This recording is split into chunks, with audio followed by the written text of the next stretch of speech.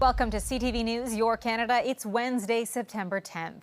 We'll bring you profiles of fascinating Canadians and stories about your community. Thanks for watching. The research vessel Blue Heron left Duluth this morning, steaming towards a once-in-a-lifetime underwater research opportunity in the middle of Lake Superior. It's this really unique environment. It's basically this underwater Everest is what we've been calling it anyway. Covering 11 square kilometers and rising more than 300 meters off the lake bed, the Superior Shoal is the focus of a North American research mission currently underway. Along for the ride to document it all, a pair of Bruce County filmmakers. There's a whole bunch of species that have never been on camera before alive that are right here in the Great Lakes, and a bunch of them live in those deep waters around the Superior Shoal. Milnick and his partner have been exploring the largely undiscovered world of the Great Lakes for the past several years with their underwater robotic camera.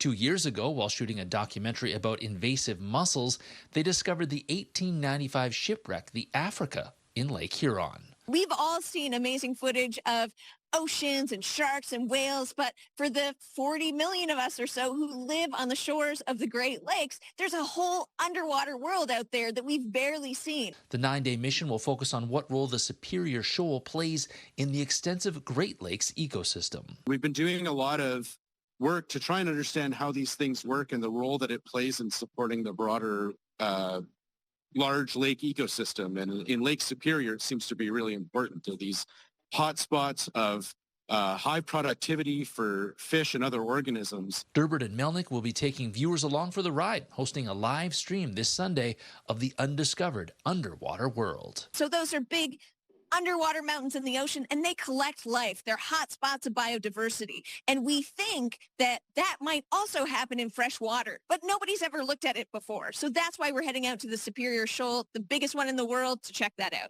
In the Great Lakes, Scott Miller, CTV News.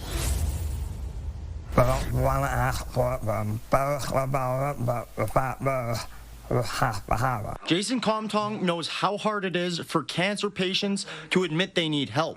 He battled cancer more than a decade ago. He lost his tongue and part of his jaw, which required numerous surgeries.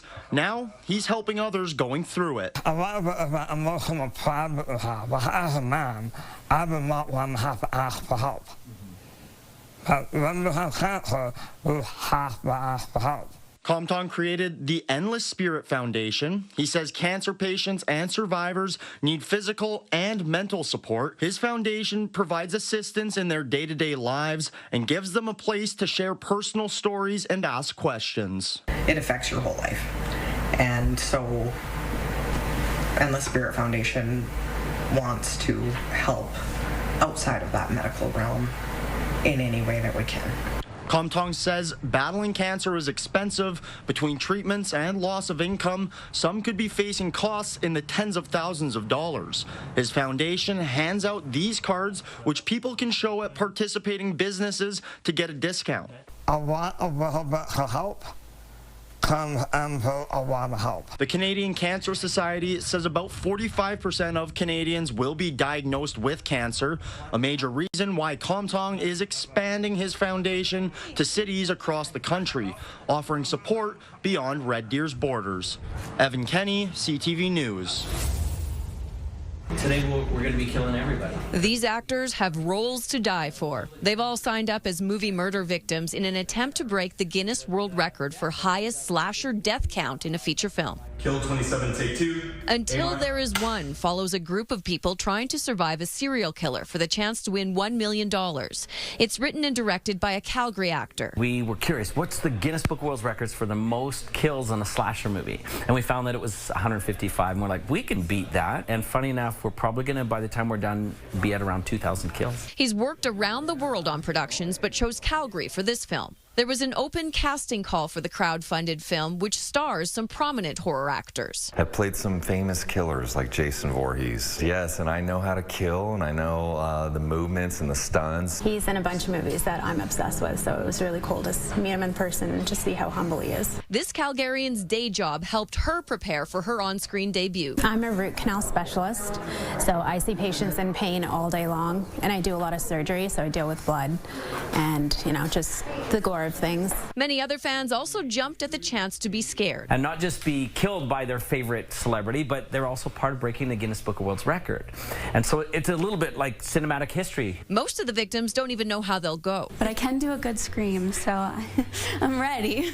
And I do like the gore of like getting all bloody and running for your lives. But killers aren't the concern for some first-timers. Scary because I don't know what I would sound like or look like on camera. Unlike the current record holder, The Summer of Massacre, this film will not rely on special effects. It's all practical. So we've gone old school. We are shooting blood everywhere. They're using every weapon in the toolbox to try and secure a new record and deliver thrills to audiences. Alicia Fieldberg, CTV News, Calgary.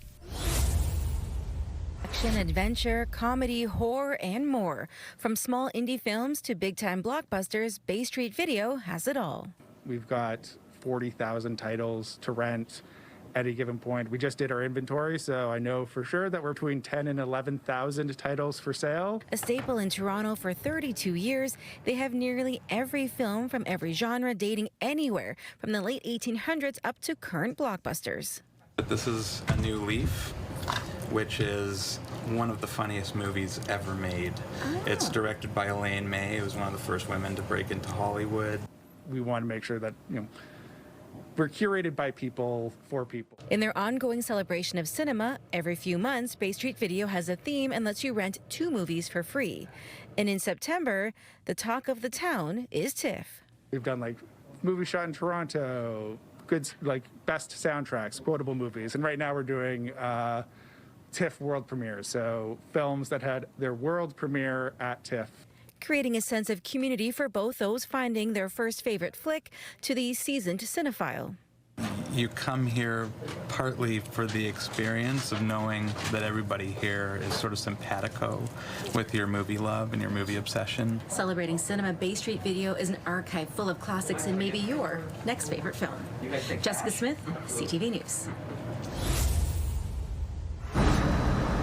This massive hole will one day be the Vertières metro station. The name is a nod to the Haitian community and the Battle of Vertières, which led to Haitian independence. For the Blue Line extension, the city and STM moved away from the tradition of naming metro stations after nearby roads. I feel like there's a need also. The population's been asking us a lot about more representation, more women. The names for all 5 metro stations were unveiled Tuesday. 3 women were chosen, including Mary 2 Acts Early, who fought for Indigenous women's rights. She's had such an impact in this country, not only on Indigenous rights, but also on the women's rights movement in Canada. And I think that's something that should be celebrated and a lot of people still don't know about. Work is underway at all 5 stations. 2026 is expected to be an important year because that's when excavation begins to create the tunnel. It's a large disc that actually turns and rubs against the rock, and as it does that by applying pressure, it fractures the rock and it breaks it down in small pieces, which are then evacuated through a conveyor. The long talked about Blue Line extension will help serve East End communities. Residents are often stuck in traffic or dealing with long commutes on public transit. East side of Montreal, there's a huge need for that. It's very limited. Of course, there's buses, but sometimes it can take up to an hour and a half. All signs point to the 5-stop extension being on time and on budget. The project is expected to be completed by 2031 with a total price tag of $7.6 billion. Matt Grillo, CTV News. Waterloo region has become synonymous with tech innovation, and new data is backing that up. The CBRE's annual scoring tech talent analyzes 75 North American markets and ranks like the top 50 markets in the US and Canada. The rankings are determined by more than a dozen different metrics like tech talent concentration, tech talent pipeline research, and development investment, areas where Waterloo region has excelled in since last year's rankings. It's a huge jump. kind of on a big scale. Like it puts us into the top 10. The report shows Waterloo region has moved up to the 7th spot, up from 18th in the rankings last year. With Toronto also rising in the ranks, it cements both cities as bookending the innovation corridor. It is now abundantly clear that we have this tech talent readily available in the innovation corridor, and we rank the 3rd largest tech cluster in North America. So what's driving Waterloo region's success? Strong job growth of computer and information system managers, a nearly 370% increase in those roles from 2021 to 2024 is a major contributor. Tech talent makes up nearly 12% of total employment in Waterloo region. The report also comes as Waterloo celebrates Tech Week, hosting events for people who are interested in the tech field. Organizer and second-year computing and financial management student Tong Lu says the numbers aren't surprising, especially given events like Tech Week. Part of the reason is the University of Waterloo and the passion and innovation that the students bring. So it's great that we jumped a lot, but it's not entirely unexpected. So while North America's tech sector is always changing, it seems one thing is constant. Waterloo region is at the forefront. Spencer Turcott, CTV News, Kitchener. We should have the right to stand up and protest and fight. There's pushback to the city's plan to restrict where people can protest. This is our one opportunity to really advocate on behalf of our patients safely. Hospital staff like Jamie Lynn Hunt say the so-called bubble bylaw will put her rights and freedoms on the line. It's always important to have the ability to speak up for what is right, and those rights and freedoms should not be in any way eroded. The bylaw would ban demonstrations near schools, places of worship, and hospitals, which is often where healthcare workers protest. Hospital workers were deemed essential, so we can't strike. So protests are really one of the only tools that we have to be able to bring attention to underfunding and healthcare. The mayor supports the bylaw, but not all councillors agree. Such a bylaw would prevent hospital workers from having the only legitimate access they have to protest. That had been one of my concerns. Some of my other concerns would be whether we already have laws on the books to restrict the kind of activity that the bubble bylaw would be seeking to perform. So let's use those laws. This is the community's public healthcare system. Legal experts also warn restricting protests could take away a basic tool unions use to push for change. The right to strike is fundamental in a unionized environment. It's the ability to reach an impasse. You've seen it in the current political environment. You see it at the sort of in the federal labor relations environment as well. It's the final tool for unions to be able to sort of effect meaningful change on behalf of their members. And the city is now asking for feedback on the proposed changes. Staff are expected to present a report on the bubble bylaw to council in early 2026. Everyone should have the right to protest. Dave Charbonneau, CTV News.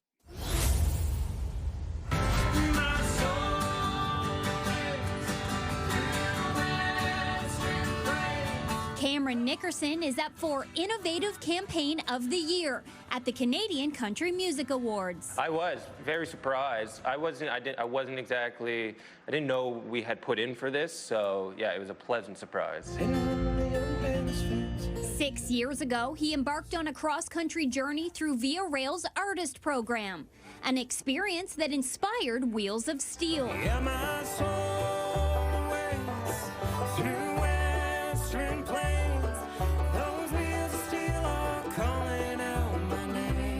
I guess in 2019, I wrote the song before going on the train, and I had barely been out of the Maritimes.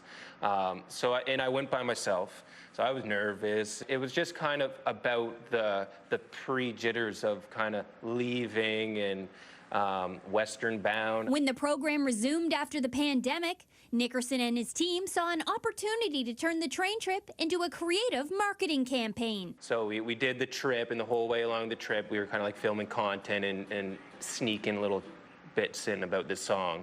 And then we released the song after we got back off the train. The strategy worked, catching the attention of the Canadian Country Music Association. Cross Canada train trip with the song, CCMA's Canadian Country Music, it all kind of tied in together. Boarding a train, changing the game, burning a flame into the frame. Wheels of Steel is the first single from his upcoming album, set for release in February. My grandfather was a bluegrass artist, and I always told myself I was going to do a bluegrass album.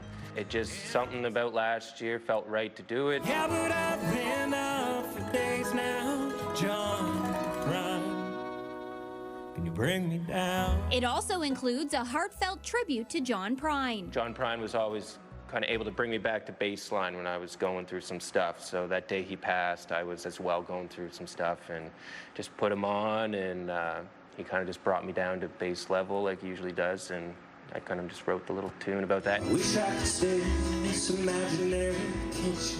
As he gets ready to head to Kelowna, BC for the CCMAs this weekend, Nickerson says he's soaking up the moment. Just really trying to enjoy it, you know, stay clean, stay healthy, and just try to get through it all as best I can. But life's great right now. My last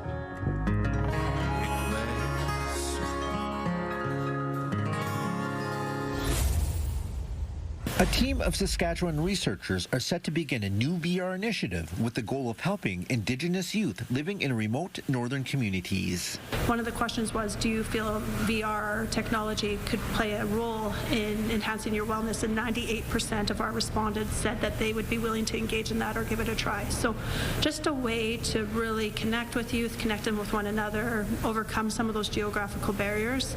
The Virtual Interventions and Community Connections for Indigenous Youth program, Vicky for short, began in 2021 through Saskatchewan Polytechnic. Starting out with a clinical care approach, the initiative has grown and adapted through consultations with youth on their needs and wants. The research lead on the project says the youth are interested in connecting with others using the latest technology. What really intrigues the youth is exploring different ways to connect and meet others or learn from role models. And so there's a lot of ways to enhance mental health and well-being, and it's really having the youth lead that. Joey Genero is a youth advocate who has been working with Vicky. Along with helping the virtual program, he's traveled to many northern communities across Canada, seeing and hearing firsthand the issues youth are facing. He sees the potential of the VR program to reach youth in a new way. To inspire them to make different changes in their lives. And a lot of kids are very good on computers already as it is. And, you know, I think this virtual stuff is going to be an amazing thing to connect with these kids in the north, you know, that really need the help. The Vicky program is currently in phase 2, which begins this fall, with 6 northern communities taking part during the school year. Conversations with youth was a major component of the program's creation, and Beckler hopes this is a commonly used step in the future. In any of the initiatives moving forward, or when we're trying to support this next generation that's going to lead our province, I think it's so imperative that we really start listening. This day means the world to me. Shanna Moore's daughter has fetal alcohol spectrum disorder, so reducing the stigma around the disease is crucial to her. There's a lot of shame and blame associated with FASD, and I will just say that there's lots of reasons why alcohol could be used during pregnancy, and shame and blame don't serve a positive purpose in the world of FASD, and compassion and empathy go a long way. FASD refers to a range of lifelong effects that are physical, cognitive, behavioral, and social that can occur in those exposed to alcohol before birth. International FASD Awareness Day is held on the 9th day of the 9th month to emphasize the importance of going alcohol-free for the full 9 months of pregnancy. Impacted by FASD. Drew Sebastini is attending for his son, who also has FASD, and he's encouraged to see the shift in thinking about the disorder, which affects about 1.5 million people in Canada. People have opened up. They don't consider it as much as of a disability as maybe it once was, and I think you know, it's really freeing for myself and for him to know that it's not going to limit his future. This is an encouraging event for organizers, as this is the largest turnout they've had since they started the event in Saskatoon 3 years ago. It's just really nice to see a large turnout and to see so many people, I think, glad to be here and to support something that I feel like is very important in our community. FASD has been referred to as a hidden disability because it hasn't been openly talked about in the past. But Moore is hopeful that keeps changing since the number of people affected is so significant. In Canada, when you combine the rates of autism, Down syndrome, and cerebral palsy, FASD surpasses the rates of those 3 other disabilities combined. combined. So those involved in this event are ensuring this is one more step in the right direction towards making a change. Carla Shankaruk, CTV News, Saskatoon. Heading west on Friday nights, and the heater wasn't working, and we... Celebrated Canadian tenor John McDermott returns to Theatre Collingwood in November. Bravo, you say? Yes, Bravo is right. Bravo, the bear, that is. It's a limited edition plush bear that are part of the theatre's fundraising campaign this year to ensure performers like McDermott can continue to be offered. You can call our box office. You can visit us at the Theatre Collingwood office. You can also order it online at theatrecollingwood.ca. And they're very limited. We've only got, we had 50 in total, and some have already been sold, and I expect they're going to be scooped up pretty quickly. So. John McDermott and his Raised on Songs and Stories performance is scheduled for November 8th in Collingwood. To appreciate why Mimi Vandermolen is on the hunt for one particular vehicle, still interested to see what they're doing. You need to know that seeing this many cars would have been unimaginable when she was growing up in the post-war Netherlands. And I think that only increased my interest because there were so few. Young Mimi relished getting dinky toys for her birthday before spending her allowance on car magazines. Definitely the design was my first love.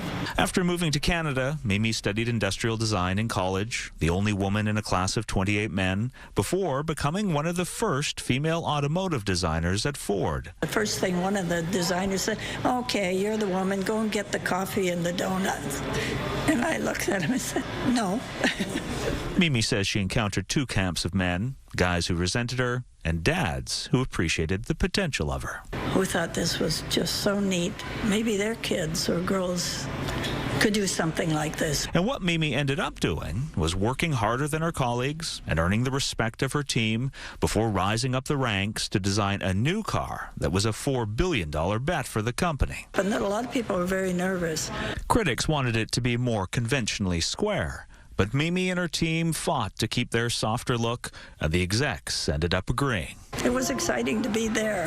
Now a North American car with the shape and the feel we've never seen before. The Ford Taurus became a bestseller, a design trendsetter, and named Car of the Year by the magazine Mimi used to read as a girl. When you can stand there and watch a plant spitting out hundreds of thousands of your car, that's pretty darn exciting. And while Mimi is always pleased to spot a Taurus in the wild, I worked on that. I was part of that team. She'll always be grateful that this car-loving girl had the perseverance and talent to grow up and become a global trailblazer. Don't just accept the normal stuff everybody throws at you. If it's really what you love, keep going. Keep doing what you're doing. Adam Sawatsky, CTV News.